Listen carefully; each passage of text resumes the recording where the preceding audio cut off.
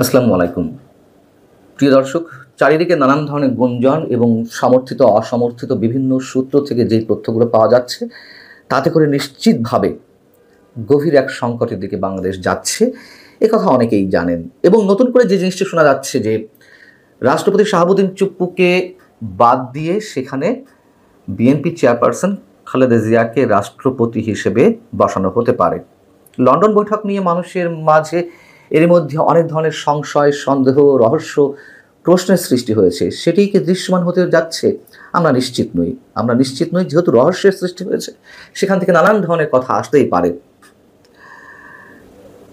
জুলাই সনদ ঘোষণার বিষয়ে রাজনৈতিক দলগুলো যে ঐকমত্যে পৌঁছায়নি, সেই বিষয়টি সংবিধান সংস্কার বিষয়ক কমিশনের সভাপতি ডক্টর আলী রিয়াজ এরই মধ্যে জানিয়েছেন এবং তিনি বলেছেন যে আশা করা হচ্ছিল জুলাইয়ের মধ্যেই এই সনদ ঘোষণা হবে, কিন্তু সেটি এখনো নিশ্চিত নয়। তবে সাবেক সমন্বয়করা কিংবা তাদের নেতৃত্বে যে গঠিত দল জাতীয় নাগরিক পার্টি নেতারা বলছেন তারা জুলাই সনদ ঘোষণা দেবেই, জুলাই ঘোষণাপত্র জাতির সামনে উপস্থাপন করবে এই জুলাইকে সামনে রেখে।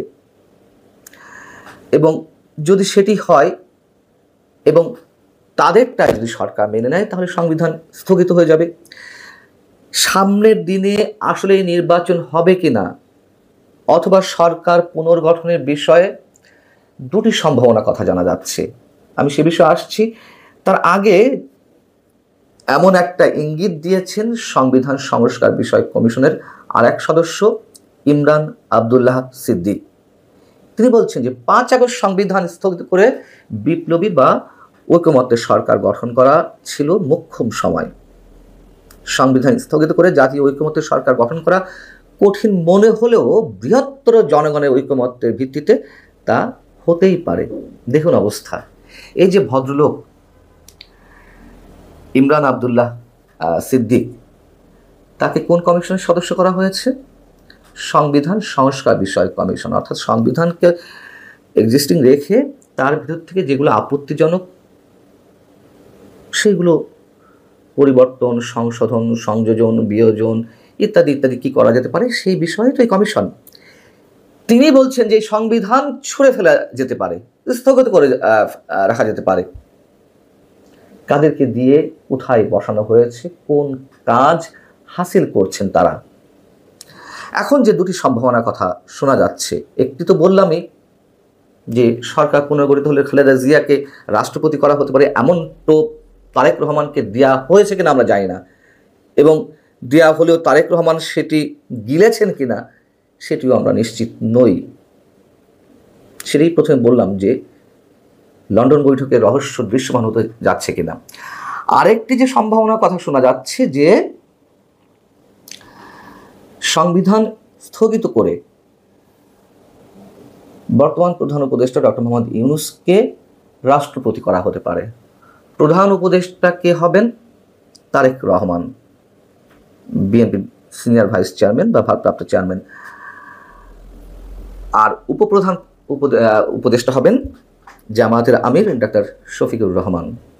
এবং সেই সরকারের অধীনে উপদেষ্টা পরিষদে তারাই থাকবেন বিভিন্ন রাজনৈতিক দলের মধ্য থেকে নির্বাচিত প্রতিনিধি। নির্বাচিত মানে সবাই মিলে আলোচনা করে প্রতিনিধি পাঠাবে। আর বর্তমান উপদেষ্টাদের পারফরমেন্স বিবেচনা করা হবে। যাদের পারফরমেন্স ভালো তারা থাকবে, বাকিরা বাদ যাবেন। কারা বাদ যাবেন, কারা থাকবেন সেটা ভালো শোনায় বোঝা যাচ্ছে। এখন সংবিধান স্থগিত করে এ ধরনের কোনো সরকার গঠিত হলে নিঃসন্দেহে নির্বাচন অনুষ্ঠান বিলম্বিত হবে। আদৌ নির্বাচন কবে অনুষ্ঠিত হবে সে বিষয়েও কোনো নিশ্চয়তা থাকবে না।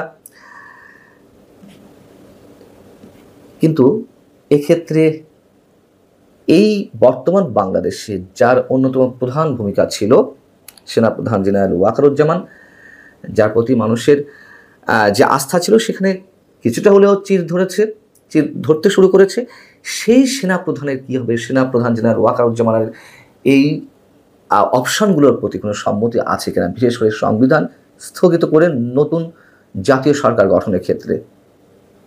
তার কারণ এরকম কথা তো অনেক আগে থেকেই মানুষের মুখে মুখে রয়েছে যে সংবিধান স্থগিত করা হতে পারে। সংবিধান স্থগিত করা হলে রাষ্ট্রপতি শাহাবুদ্দিন চুপ্পুকে তো বাদ দেওয়াই হবে।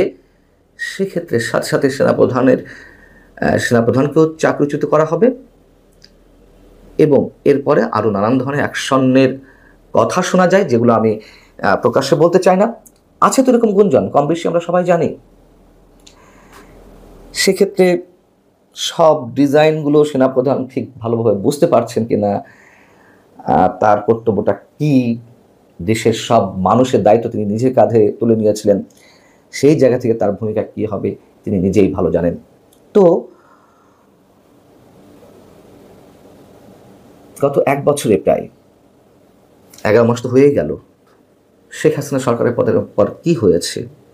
শেখ হাসিনা সরকারের পতনের পর মিনিমাম কোনো পরিবর্তন কি এসেছে? নতুন যে রাজনৈতিক বন্দোবস্তের কথা বলা হয়েছিল, স্বপ্ন দেখানো হয়েছিল, তার বদলে কোথায় কি পরিবর্তন হয়েছে? অথবা তার কোনো ছিটে ফুটাও বর্তমান জাতীয় নাগরিক পার্টি বা কথিত বিপ্লবের দাবিদার তারা কোনো পরিবর্তন আনতে পেরেছেন? ডক্টর মোহাম্মদ ইউনূস কিছু করতে পেরেছেন? ঘুষ, দুর্নীতি, আমলাতন্ত্রের কোনো অবসান হয়েছে? বিনিয়োগের কোনো পজিটিভ সাইন আমাদের সামনে উপস্থিত হয়েছে? অর্থনীতির চাকা যে খুব ভালোভাবে ঘুরছে বা ঘোরা শুরু করেছে, তার কোনো দৃষ্টান্ত স্থাপিত হয়েছে? কিছুই তো না। বরং তার বদলে এই যে কথাগুলো বললাম, সব জায়গাগুলোর ক্ষেত্রে নেগেটিভিটি আরও বেশি করে আমাদের সামনে উপস্থিত হয়েছে। বেকারত্ব, বৈষম্য, দারিদ্র্য আরও প্রকট আকারে জেঁকে বসেছে জাতির কাঁধে। সেই জায়গা থেকে নির্বাচন নিয়ে একটা টালবাহানা, অনিশ্চয়তা শুরু থেকেই লক্ষ্য করতে পারছি। বিশেষ একটি গোষ্ঠী ক্ষমতার ভর কেন্দ্রে অবশ্যই তারা বেশ জেঁকে বসেছে শক্তভাবে, সাথে সাথে ক্ষমতার ভর কেন্দ্র শুধুমাত্র একটি শক্তির উপরে নির্ভর করছে না, ক্ষমতার ভর কেন্দ্র এখন অনেকগুলো শক্তির হাতে।